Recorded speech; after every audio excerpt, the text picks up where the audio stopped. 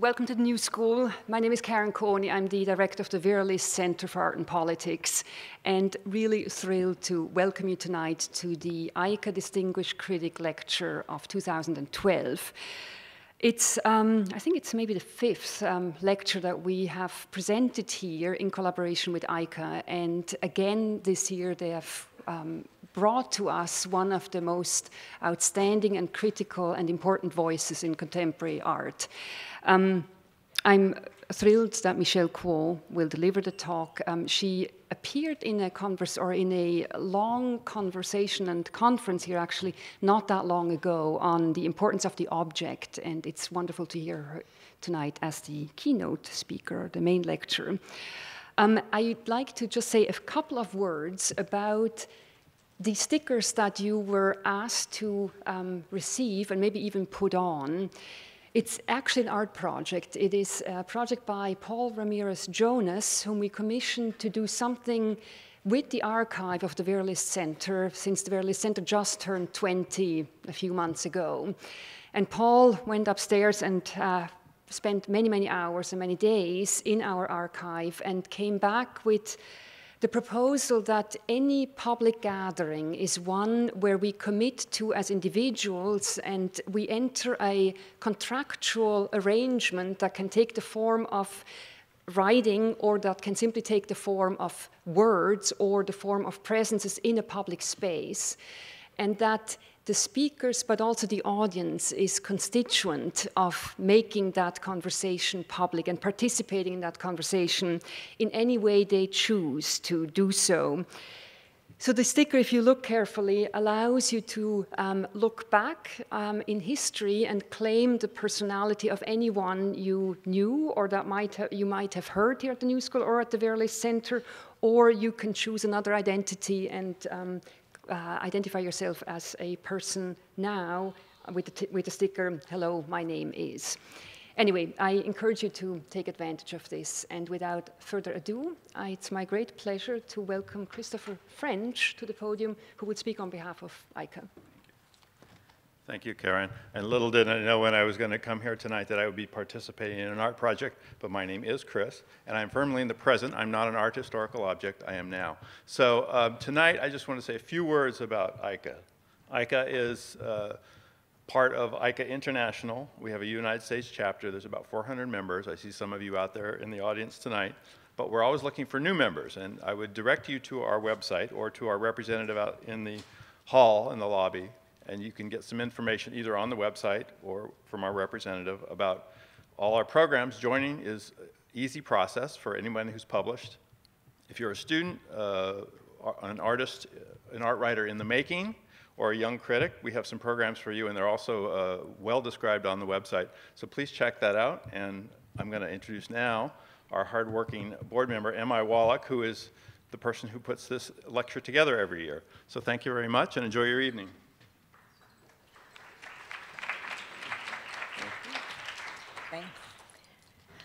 So it's my great pleasure to introduce Michelle Kuo.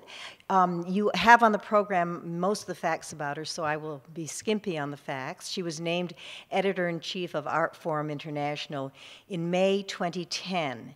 At the time, she was a senior editor, which she had been for 2 years at Artforum. And then as now, she was a doctoral candidate at Harvard University in the Department of History of Art and Architecture. Her dissertation is titled, "To Avoid the Waste of a Cultural Revolution, Experiments in Art and Technology, E.A.T, 1966 to 1979. E.A.T, as you know, was founded by Bob Rauschenberg, Billy Klüver, Robert Whitman, and Fred Waldhauer to facilitate collaborations between artists and engineers. At a talk at MIT around this subject, Michelle Kuo quoted Billy Klüver, who said, "The relationship between technology and art should be experimental and intuitive in the same sense that scientific research is full of risk." This is territory that can strike awe and terror in the hearts of many a critic, but that spirit of capacious, open-ended exploration and risk seems already to inform Michelle's stewardship of Artforum. Past speakers for this Eike Distinguished Critic Lecture have included Michael Brenson, who is here tonight, Linda Nochlin, Roberta Smith, Holland Cotter, and Peter Sheldall. And in each case, we've introduced our speakers by quoting from their writings. For the editor as writer Michelle Kuo, I'll offer short quotes from 2 articles. The first is from her postscript to a portfolio of images by Jack Whitman. When does an image end, she asks. At the end of a screen, we might say, or of the stretcher or the page. But none of these answers has ever seemed to satisfy Jack Whitman. His work eludes the perimeters we know. It conjures something else. Infinite extension, scanning, even searching. And I will also read from a much more recent piece, which is the coffee table-sized Artforum 50th Anniversary Edition, which was last month, September. It was a special edition largely given over to examinations of what Michelle Kuo, in her introductory essay titled Art's New Media. She begins her article with editor Philip Leiter's turn down of a writer's query in 1967 when he wrote, "I can't imagine Artforum ever doing a special issue on electronics or computers in art, but one never knows." 45 years later, Michelle Kuo acknowledges that, quotes, "Many of us still cringe at manufactured genres like computer art, even as art as we know it could barely exist without computers." And she goes on to say that the media with which her special edition is concerned, quotes, "are conduits rather than discrete objects, unstable constellations of machines, signals, theories, processes, and materials." And she concludes that media allow us to perceive, to talk, to transmit, but they also always introduce contingency, an unknowable universe. In revealing the unseen to us, they remind us that there is still more to see. Media resist unification. They resist ontology. They are much like art. So I give you Michelle Kuo.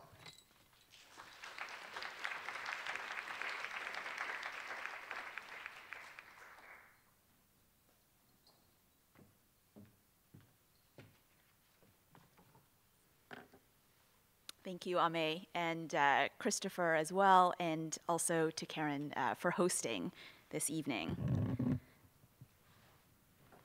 So the title of my talk tonight is The Critic as Outsider. And I'm just going to read, which is what I'm most comfortable with, but at the end I think we'll have a lot of opportunity for question and answer. These days, the critic is not herself. She is often construed as everything but a communicator, a follower, a scene maker, an artist, a dealer, a curator, a gun for hire, a PR flack. She is taken for a ghost, her very being displaced or disappeared. She is knowing, complicit, compromised. By the same token, it's now a truism that there is no such thing as critical distance. We assume the impossibility of any position at a remove from systems of capital or power. What we call the critic has, it seems, been replaced by the ultimate insider. It is taken for granted that we are so far inside the system that our only condition is one of infernal internalization, of immersion in the network, of absorption by a control society. In this scenario, free time is always work, the critical eye a fiction, a mere function. Information, theory, and language have become completely co-opted. Not only criticism, but ideological critique have become efficient tools for the discerning art fair goer. The result of this worldview is a turning inward when it comes to writing about art, too. The internalization is so complete that for some thinkers, the only option is to retreat into the individual self, they turn to models of psychoanalysis. Others have returned to a kind of iconography, wherein the artist or artwork is ultimately a mere cipher for social or economic or technological conditions, the network in which they are embedded, the grease for their wheels. These approaches, at their best, are attempts at finding something like critique from within, a stealthy solution to the loss of critical distance. But in many ways, the results can be unconvincing. Psychoanalytic models often resort to mere type, reducing their analysand to an ahistorical caricature of a universal subject or mind. So you might write something like, we all repress X, therefore, ... And iconographically inflected methods may claim a position of utter interiority, of performing the system, or of writing as a hack, but they too often reduce works to context, to literal reference, to an impoverished sociology. Quote, this installation is about neoliberalism and iPads. That's not a real quote, but. The insider status of the critic, the acknowledgement of complicity, is inescapably useful, of course, and right now, it still frequently rings true. But it also points to the astonishing hermeticism of social niches and subcultures in the orbit of art, of the insider as tastemaker. This insularity strikes me as very particular, far from the all-consuming condition it is usually taken to be. Indeed, this way of looking at the critic as insider, assuming her insularity, her absorption into the system, in short, assuming her disappearance, is perhaps not always applicable, and it is maybe itself an antiquated notion. Even at the birth of modern criticism, the critic was always vanishing. Already in the 18th century, with La Font de Saint-Étienne, the fabled first art critic. His analysis of the works at the Salon of 1746 bespeaks the Enlightenment interest in the observation and classification of objects. It is emblematic of an attention to things rooted in the nascent fields of natural science and art history, and to a mode of description that also recognized that which exceeded description, that which could not be put into text, a culture of things rather than of words. But not coincidentally, at the same time, La Font's Enlightenment criticism registered the rise of a transcendental subject that could determine value beyond materiality, beyond the so-called fetish. The modern European subject was founded on this disavowal of the object, on its dematerialization. And this was directly parallel with the rise of the commodity and of colonialism. As Peter Stalabras has noted, quote, what was demonized in the concept of the fetish was the possibility that history, memory, and desire might be materialized in objects that are touched and worn. A byproduct of this was the impossible project of the transcendental subject, a subject constituted by no place, no object. It also implied a new definition of what it meant to be European. That is, a subject unhampered by fixation upon objects, a subject who could recognize the true, i.e. market value of the commodity object. End quote. This subject could recognize how gold could be transformed into ships, ships into guns, guns into tobacco, not worshiping the brute stuff of beads or silver themselves, but their transformative value, not worshiping copper or lapis lazuli, but the ephemerality of oil paint as the gesture of an author. This dematerialization won out over a nascent culture of things. It paved the way for the 19th century art market and the advent of the gallery and the critic within it. And it augured the incursion of capital into leisure time, private life, into fashion, display, mirrors, which T.J. Clark has so brilliantly chronicled, the development of the inside, in other words, within which we have long been entrenched. When we speak of networked spaces and screens today, we are still relying on an analogy to this modernist inside. Which brings me to the question, what would it mean to try to understand the position of the critic differently, as an outsider, to move beyond the modern European construction of the critic subject, that person disappeared inside the flows of capital? On one level, I'm talking about the outsider in terms of social difference, race, class, gender, culture, subculture. This kind of displacement is very real, particularly in the social spheres of art. It is a specificity of experience that gets lost in totalizing accounts of contemporary networked life, and it deserves to be reckoned with. But this is not all. I'm also talking about the alterity of all subjects and objects. That is to say, the irreducible material difference that things confront us with, the ways in which we're outsiders to the very subjects and objects of our address. This would mean rediscovering that other strain of criticism, that culture of curiosity about things and matter, curious because those things were never completely knowable, that fascination with the material collection and not the ocular guise of collecting that also appeared in the chronicles of Lafont. This other mode seems to me important again today. For when I see a show or sit down to write about something, I am constantly struck by what I don't have access to, by what is foreign or other to me. More than that, contemporary artists themselves are constantly undergoing displacement, their actions and gestures dispersed across and immediately estranged from surfaces, screens, and spaces. The artist is estranged from his or her work or event, just as the writer cannot be collapsed with the text. A drawing or a keystroke, once it has been executed, is severed from the handling or command that inaugurated it. The author's intentions become divorced from the thing. And thing theory has been in vogue for some time in the academy now, but this is not exactly what I mean either. The rediscovery of things as if they never existed ultimately just ends up in anthropomorphizing things, treating them like people, animate life, attempting to know them.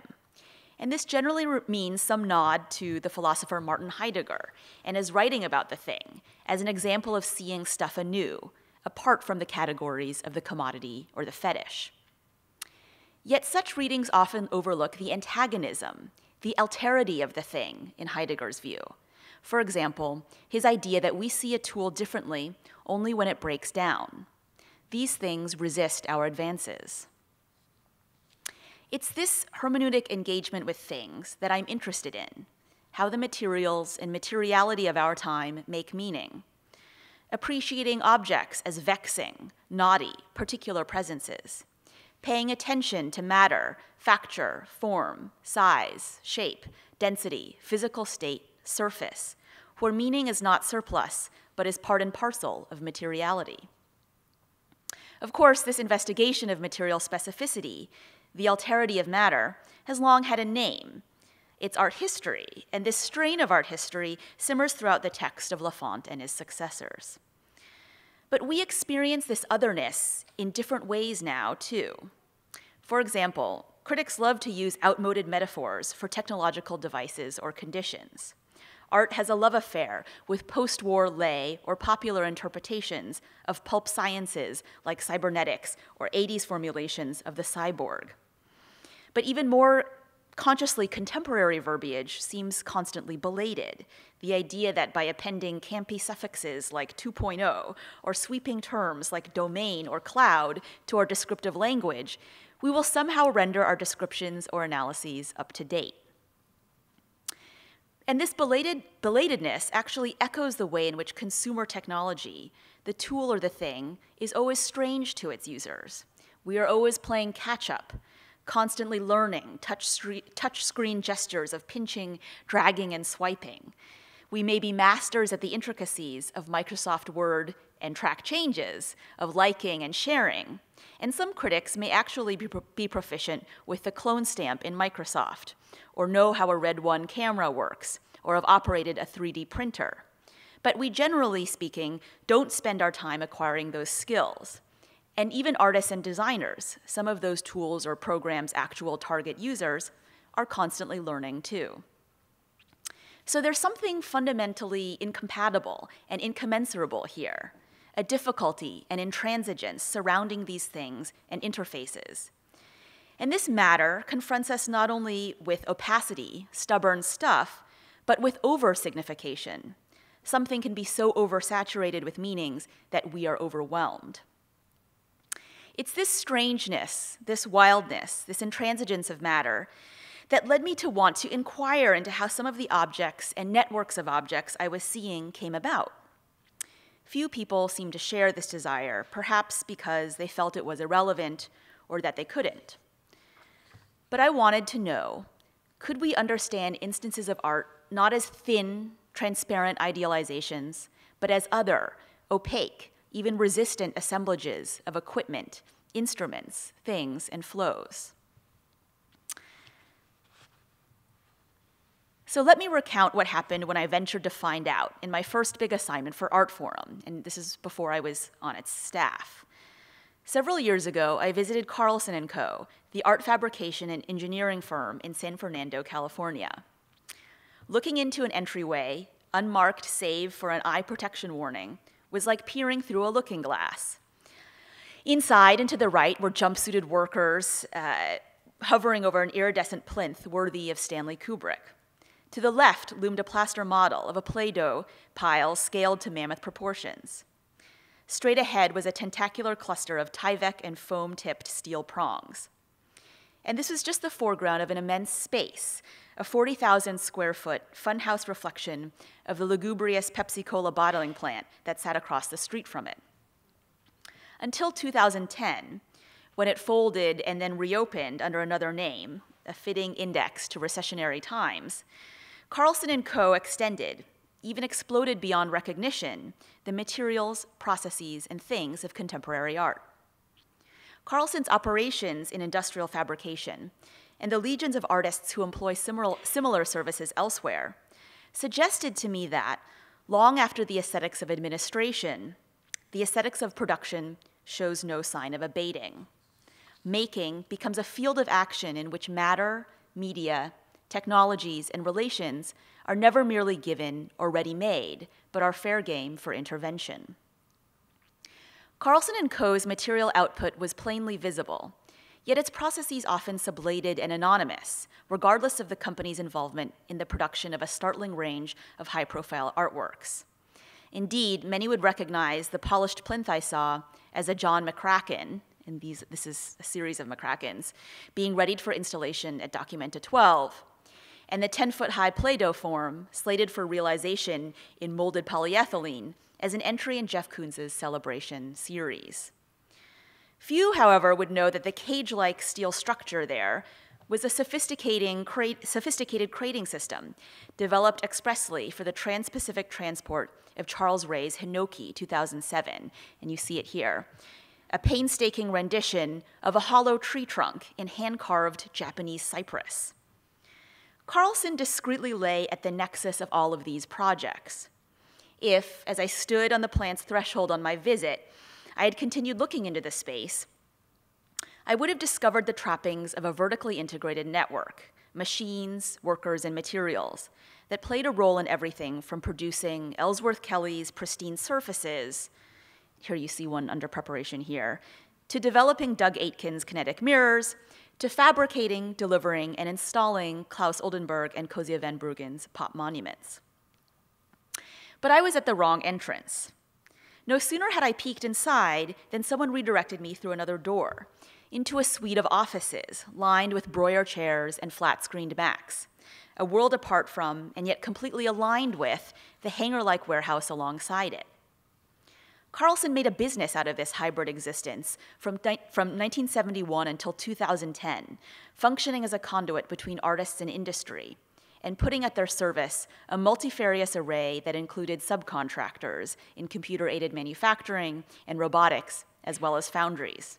An in-house staff of 85 trafficked in project management and digital design, no less than in painting and sanding. What to make of this curious collusion of material and immaterial economies and its mooring in the art world? Well, it would be a mistake to conceive of the artist's relationship with Carlson as a high-tech update on the relationship between, say, Rodin and Roudier's foundry. Nor would it be accurate to think of Carlson's services as completely detached outsourcing, to see the firm as a one-stop shop akin to the sign factory that artist Laszlo Moholy-Nagy engaged to produce his telephone paintings of 1922. He called, and they made them. For a firm like Carlson, bent both the authorial claims of the traditional studio and the subversion of the conceptual gesture into a kind of post-Fordist pragmatism.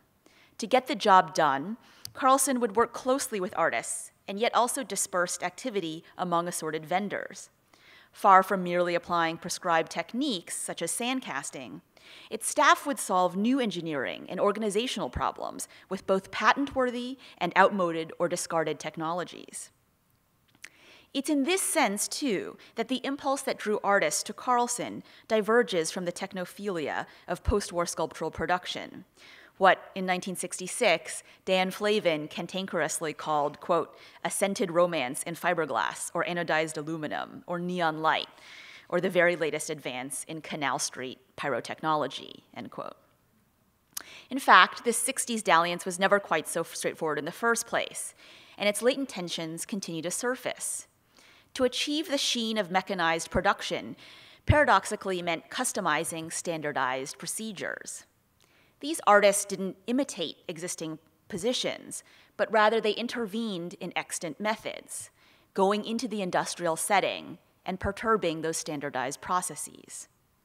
Industrial fabrication, rife with contradictions that clearly haunted Flavin, offered no easy answer to questions of reification, non-composition, authorship, alienated labor, or administration. Fabrication was never simply prefabrication. Contrary to near-mythical accounts of artists employing industrial manufacturing at arm's length, the largely false story of Donald Judd blindly ordering boxes from Bernstein Brothers is only the most famous example. The disconnect between conception and realization has rarely been total, never so archly aloof as it might first appear. Crucial disturbances persist in the lag between thinking and making. And as that delay has only grown more elastic and complex, industrial fabrication is now hardly recognizable in its breadth. Besides utilizing the likes of Carlson, artists today have armed themselves with their own formidable fabrication and research facilities. Think of Koons or even Ai Weiwei or Murakami, and developed long-standing relationships with industry, Richard Serra with Bethlehem Steel, and now the German firm Pickham. Artists such as Urs Fischer, Gabriela Roscoe, or Paul McCarthy may enlist specialized fabricators for a variety of purposes. They may go to the global mega-design and construction firm Arup, or to foundries outside of Shanghai, or custom studios in France. They may take part in the explosion of low price point multiples, or utilize global outsourcing facilitated by dealers and even collectors. Or they may simply call on a friend or a colleague who happens to be an engineer or a chemist, or whatever they need. Plunged into a murky post-industrial bathwater, fabrication is a rubric that currently encompasses both the crude and the custom, the prototype and the ready-made, both the serial production of multiples and the highly circumscribed, often absurdly expensive one-off work of art. It is the logic of clumsy tinkering and perfect gloss, of the hand-wrought and the algorithmic. It is a mode of working that stretches to unexpected artists, so widespread as to be invisible. It is a demonstration of the malleable, shifting status of materiality and objecthood, of form and forming in the present. Carlson showed me that even when I got close, so inside the workings and works of art, I was still not really there. What I witnessed, in other words, was the estrangement of artists from matter, of engineers from artists, of things from machines, of bodies from information. But this dislocation also offered a strange latitude. These various subjects and objects could actively intervene into processes normally taken as given. For example, here color was not just property or attribute, but thing, as real as pigmented powder or chrome lacquer, and as a presence that could generate meaning. At a moment when the image itself has become tactile, a screen to touch, to pinch and move, this attention to the alterity of things seems all the more interesting. It harks back to the passage I cited from Stalabras, which is actually from a piece about Marx having to pawn his overcoat in order to afford writing paper. The scribe, the critic, literally stripped, hostage to exchange. He would get the coat back, only to have to pawn it again. The cloth coat was denuded of its material presence to become free-floating exchange value. But it was also made of stubborn stuff. It forcefully affected the material conditions under which Marx wrote. It not only bought him his paper, he also needed it, you see, to meet the requirements, the dress requirements of the British Library, where he did his work. He needed the uniform to get in. The coat had a particular and material impact on bodies, on words, and on the most immaterial of phenomena. It was external to the writer, but it shaped his very being. Thank you.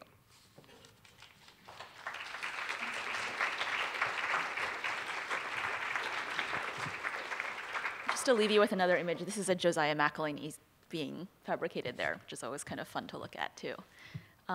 So should we do questions and answers? I don't know how. Okay, I guess it's.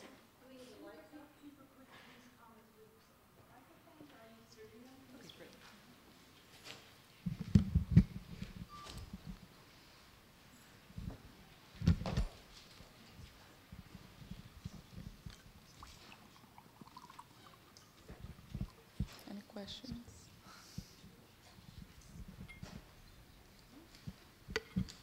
Hi, Michelle. My question would be, at the beginning of your lecture, you're very specific in saying she, or identifying the critic as a she, as opposed to, you know, do you want to address that a little bit?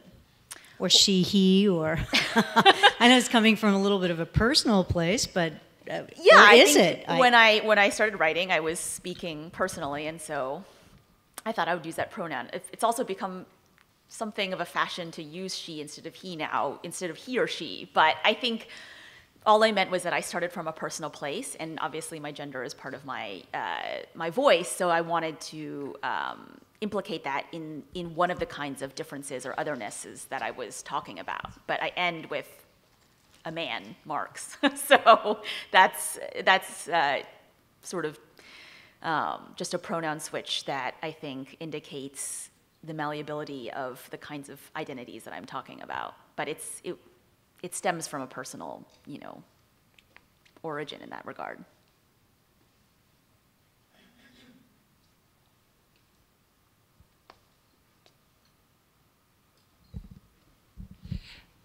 Thank you very much, Michelle. I had a question.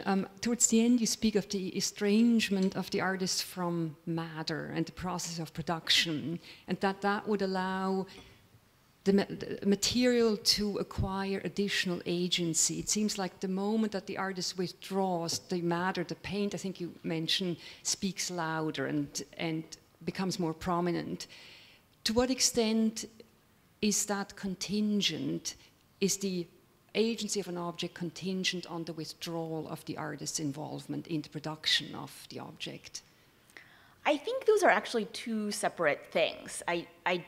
That's the other thing, is I don't want to sort of endow pigment with some sort of human affect. It's more just that it's really our perspective, which is to say that we're not normally looking at these processes. They're normally hidden to us from view.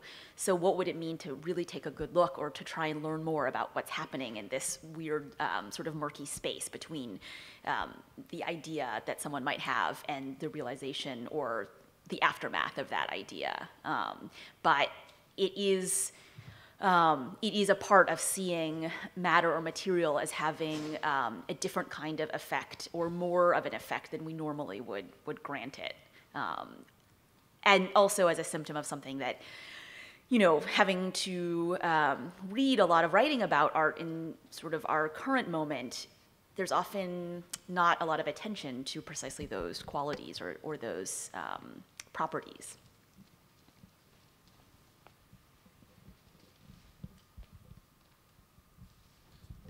Michelle, we were talking a little bit before, and you were talking about visiting this place to make an article.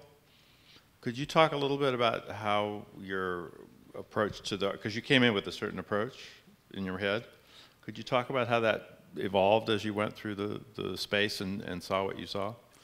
Well, even mechanically, I think that would be very interesting to hear. Yeah, I guess I started from this vague question, which is, what's happening there? And I had heard about Carlson from actually various artists. So I was Essentially very, I wanted to find out what went on. And when I got there, as I was recounting, I was surprised by the sheer diversity of different types of activities happening there.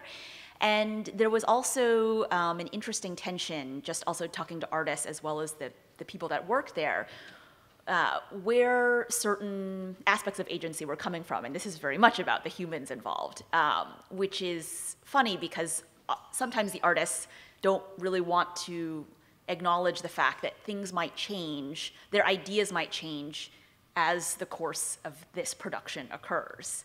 Others want to highlight that change or that contingency. And so people often have very different views about what really goes on and whether it's all, you know, a God's plan from day one and these people are just executing the artist's God's eye view, or if certain things get introduced along the way that might change the artist's point of view, or that might change just what actually gets produced or how it gets produced.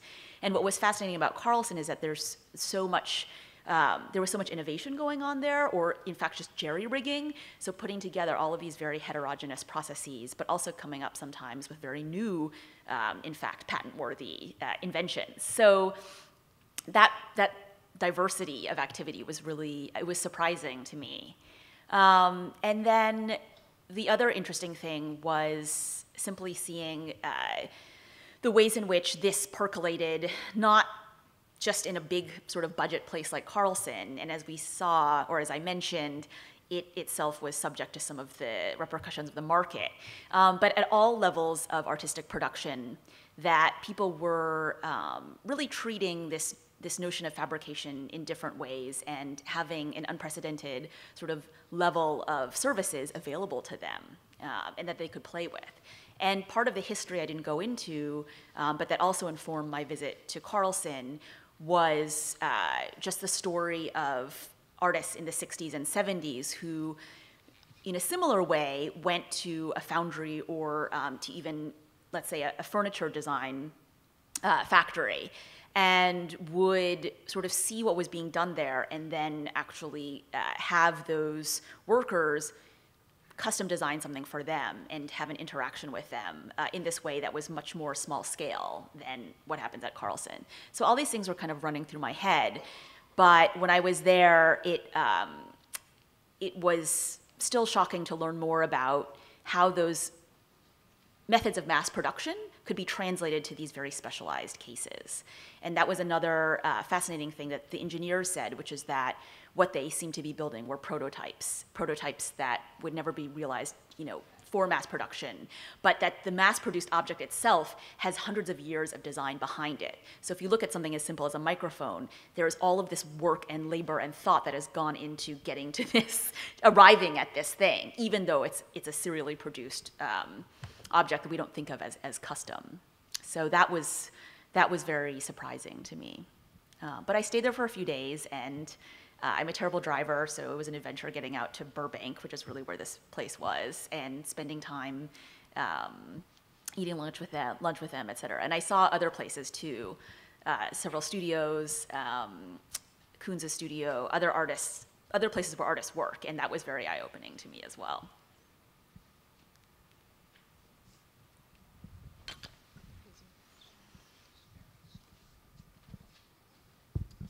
Hi. I appreciate your work in terms of trying to find connections between art and technology. I have a son at MIT right now who's very interested in some of this.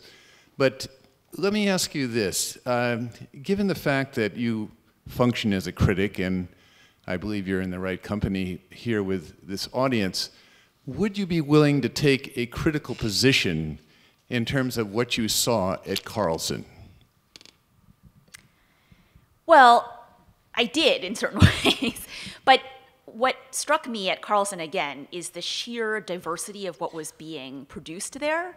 So there was no way to kind of indict or valorize everything that was coming out of there. It was all just too different. And that was sort of my main takeaway, which is that that situation is so elastic, and that in fact, it portends this moment when, or our desire for a moment when everything is no longer mass-produced, but is in fact custom-made. And we see this specialization in production sort of everywhere now. And that was the main thing that I felt that I could say after going there.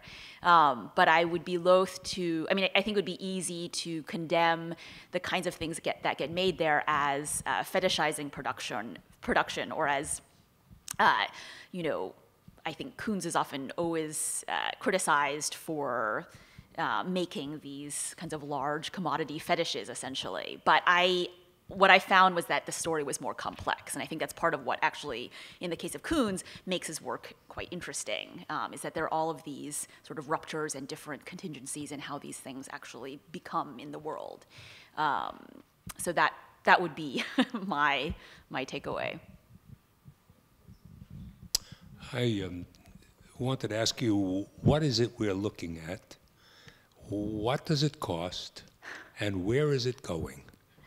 This is a component for a sculpture by the artist Josiah Mac Elaine. And you may have seen images of it, but basically he produced these shimmering glass and chrome sculptures that you see one component of it here, but the finished sculpture is actually sort of constellations, orbs attached, almost like a chandelier. They're reminiscent, actually, of the Lobmeyer chandeliers in Lincoln Center, these kind of space-age atomic model type shapes. And what you're seeing here is them basically sandblasting the chrome for this. And I'm not sure how much it costs. That's a really good question. There are other things that I know what they cost, but I don't know how much this piece would. But there's no question that what happened at Carlson costs a lot of money. You can't just go there and with, you know, a small job. It was a high-level firm. And they actually, although they sort of folded in 2010, some of the principals have actually started another firm that is still working with a lot of the artists that they worked with. So it was an interesting barometer of this very extreme end of high capital, sort of high production value art making. Well, this piece in particular, I'm not sure which one, but for instance, these works have been on display at the ICA in Boston for the last 6 months or so as part of Mac Elaine's solo show there. It's closed now, but this type of work at Carlson, you know, again, would be by generally artists who the work would be going to galleries or collectors or collections or to museums. So it's, or to public places as well. And that was one of the things that they worked on quite intensively. There were weather finishes, for example, for the Oldenburg and von Brugge sculptures. So, but that entailed its own, anyway, there are a lot of complicated situations that arise when so much capital is at stake and when so many players are involved. So that was also interesting. Yes, so I'm interested in your analogy between the title of your talk is Critic as Outsider. So, I mean, you started off talking about how critics are complicit with the market or systems of capital. And then later on, when you finish off with the artist being kind of removed, or this idea of multiple authorships and being several hands and productionism, I'm wondering, like, what exactly is the estrangement for the critic? Is if the critic is estranged from his or her own writing, I mean, is the writing to be taken as the artwork or the contribution, which is still very linked to a very rigid sense of authorship and identity, that not so much with contemporaries working on the global scale? If I'm understanding you correctly, I guess my answer would be that the text is always divorced from the author's intention. And so to read it literally is to presume a kind of, to know the author's intention. Of course, often a critic is making an argument they want to be as transparent as possible, but there are ways in which text can be read and misread productively, and that's something that I hope, you know, the door is always held open for. Once something is out there in the world, it will have different modes of reception, and that's something, yeah, I would very much stake my belief system on that.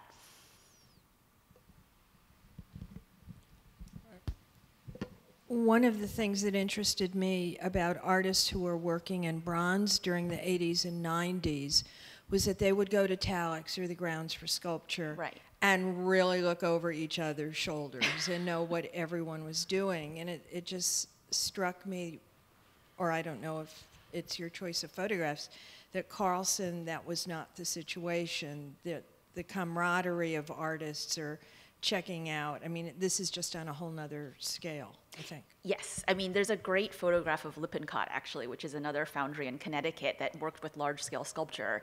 And the critic Barbara Rose is ice skating on an ice skating rink in the middle of the foundry with these huge, I think they're Oldenburg sculptures behind her. So it was a convivial place in many ways, and it's really interesting that you point that out. As you say, I think here the services it's much more of a professional firm. I think the artists themselves often would enjoy their interaction with the people that work there and find it very stimulating. But it's true that there's not just a group of artists hanging out there and looking at what they're doing. And that's, I think, again, this is one sort of extreme end, but what is fascinating now is the utter sort of diversity from spectrum to spectrum, that there are, I think, convivial conversations happening between artists, but it might not be at a place like this. You've had experience in the Los Angeles area and in New York. How do you see the strengths and weaknesses and probable future of these two centers, which are the most important in the Western Hemisphere? Wow, that's, I don't know. I'd have to think about that one. What's interesting, of course, I mean, there are many cliches about the differences between New York and LA, and I suppose to a certain extent, the cliche always has a kernel of truth to it. But what I did find, and it's not a coincidence that Carlson is in LA, there is a type of physical infrastructure in Los Angeles that is, let's say, more possible, or at least more economically accessible than it is in metropolitan New York. That actually is a condition that does, I think, affect the kinds of artwork being made and being thought about. The other thing that's amazing is, of course, the sort of large-scale studios in LA often employ many young art students as studio assistants, and that also creates a kind of community, maybe more akin to the community you were just referring to, that does allow for certain kinds of teaching or relationships or the passing of knowledge.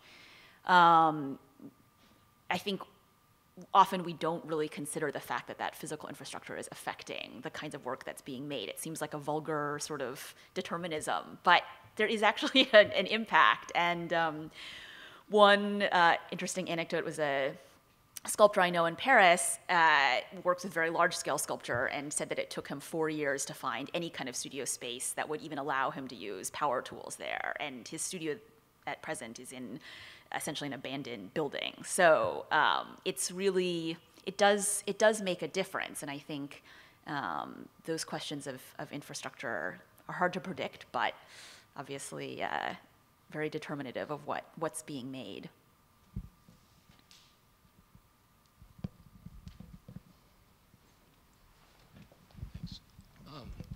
During your visits to the factory, and you met with the workers, did you hear their personal perspectives and feelings on kind of the distinction between being a fabricator and a technician and an innovator versus that godlike artist you were talking about? Because if the critic is as outsider, these are really outsiders, I believe, from that art fair circuit.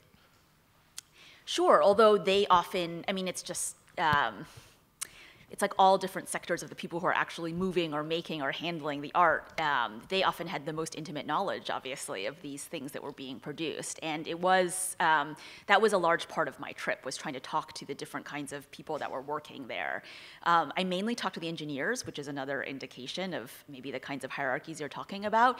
But I would say that at Carlson, it did seem basically everyone was very respectful of the different kinds of skills that they had because they were so specialized, even what we might call sort of manual labor. They were so specialized and the objects they were handling were so often delicate that people really seem to respect each position, you know, along the line. But I think that was where this very illuminating discussion about the prototype arose, is because some of these engineers have had experience, well, most of them have had experience at other kinds of industrial design firms, corporate industrial design firms. So they really kind of knew what goes into making these more everyday objects or cars or whatnot. And that's something that, as a critic, I didn't know that much about. As art students or design students, you know, those students probably know much more, but still it was interesting to get this peek into what goes on in those very innovative, but also very basically capitalized systems. When you shifted from Carlson to Marx at the British Library at the end, I found myself thinking that the library or the archive might be a more common site of artistic production than the factory now, with the proliferation of so-called research-based practices. So I'm wondering if the kind of consideration of materiality that you're advocating is only applicable to sculpture, or can it be somehow translated and applied to artists who are themselves operating as psychoanalysts or iconographers? I think, well, definitely not just sculpture. The whole point is that all of these kinds of apprehensible phenomena are fair game for treating materials as particular and often difficult presences. And that extends to the most ephemeral sort of conceptual idea that's noted on a wisp of parchment to, you know, a line of code that is sent from one person to another. I think that there are phenomenal aspects of those entities that we can pay attention to and that usually the artists find pretty interesting. Artists that I've talked to often, even if the work looks like something that they're not paying attention to how it looks, they do pay attention to how it looks, or feels, or appears, or how you hear it. So I think all of those categories are really, can be very useful. Of course, they can be more useful in certain readings or in certain cases than in others. But what I find is that there's a sort of depletion of even that model or that theoretical model from much criticism. And it's something that we could sort of really reapply to many more cases than we do. I don't know if that answers your...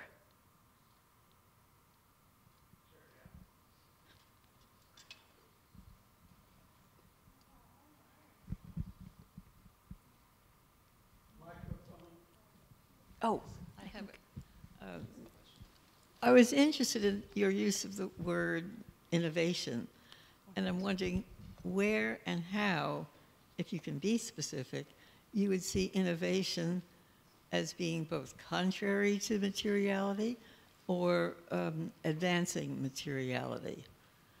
And if you could point to that image and help me certainly along on this whole question, I would appreciate that. Okay, so I'm not sure I totally understood your question, but... It's more than one question. Right. So innovation, well, if I'm hearing you correctly, then what I would say about innovation is that it is absolutely part and parcel of materiality, that forms change, and to quote a great art historian, Henri Faucillon, those hands, forms that sort of are there in the world will often have telegraphic relationships with forms that have come before them or forms that might come after them. And so there's always a changing, there's always a dynamic aspect to form and to materiality. And that relationship between form and history and to chronological change is something that is the root of what we do.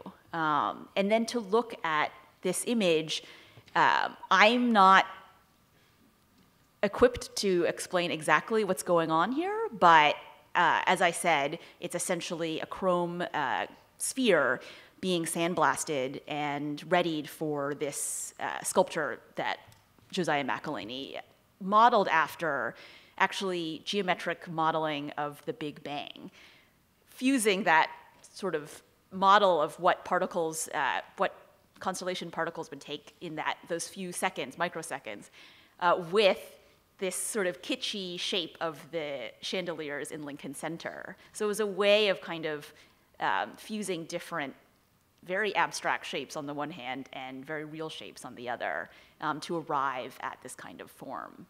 And he actually worked with a physicist as well to try and get those mappings actually right. Can I ask a follow-up? Mm-hmm. Would you consider that part of your definition, if you will, or explanation about innovation? I guess. Can you say more about what?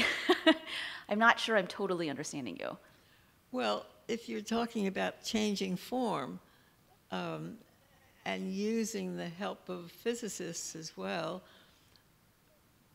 where is the agency that changes? In other words, I'm trying to get as specific a grasp on the whole idea as you can offer.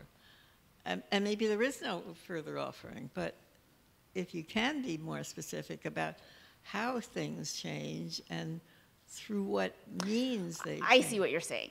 Well, basically, in this example, for example, I think the artist came to this with a certain conception of what he would end up with.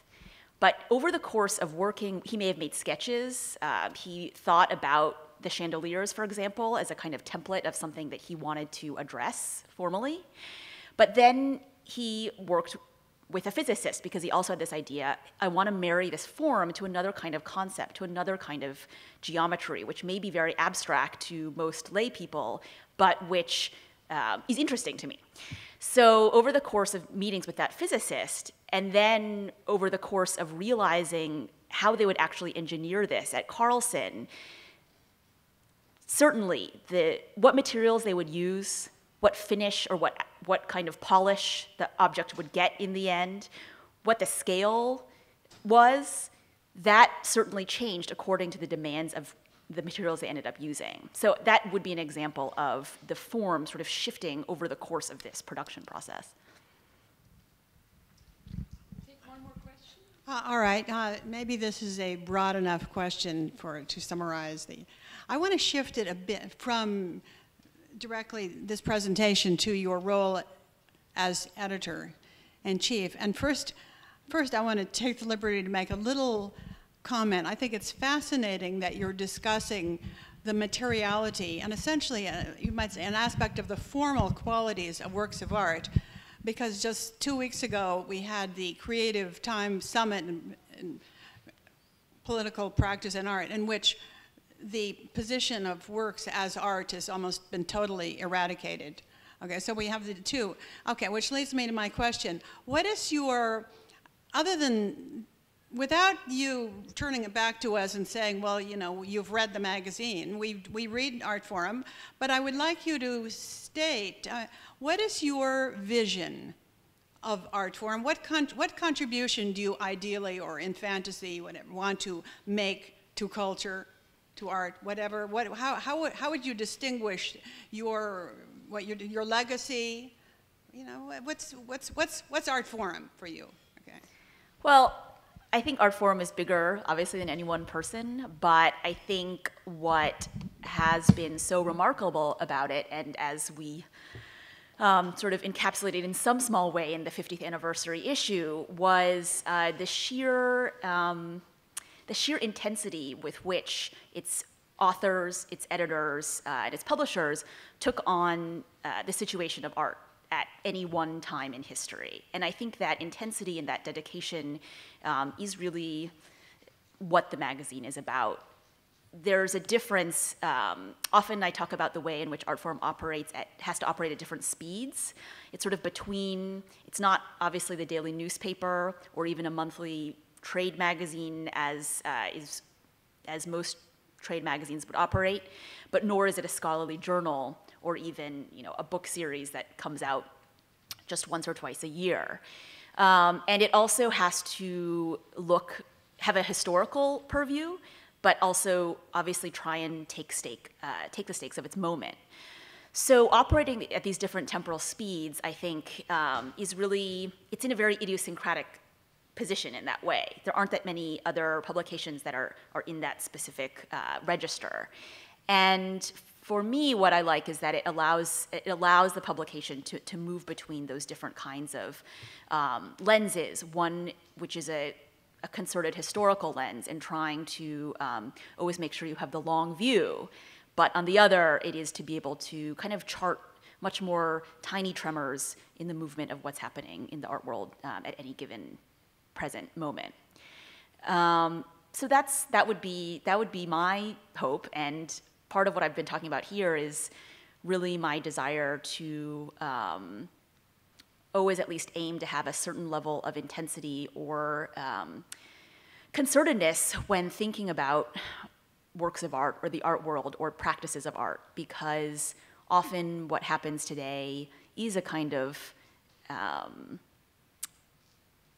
is that people aren't paying enough attention. That's what I would say, and I would hope to restore certain forms of attention.